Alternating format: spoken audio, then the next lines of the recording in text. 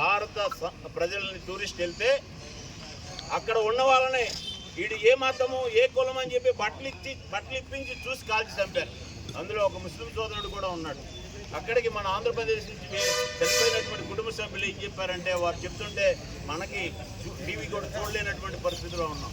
కానీ మనకు ఉండేటటువంటి నిజాయితీ ఏంటంటే, పాకిస్తాన్లో టెర్రరిస్ట్ క్యాంపుల మీద మాత్రమే బాంబులేసి దాదాపుగా వాళ్ళందరినీ కూడా చంపేయడం జరిగింది.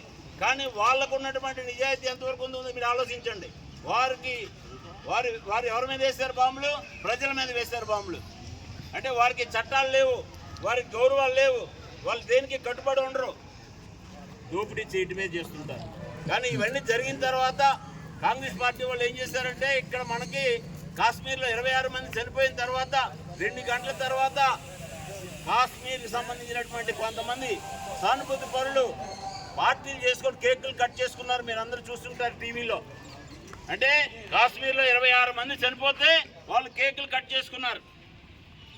అందుకే మన వాళ్ళకి సీరియస్గా బాధ్యత తీసుకొని 2-3 రోజుల్లో వాళ్ళ క్యాంపులన్నీ కూడా నాశనం చేసి వాళ్ళందరినీ చంపేశారు. ఇది మన నిజాయితీ. ఓకే, ధన్యవాదాలు.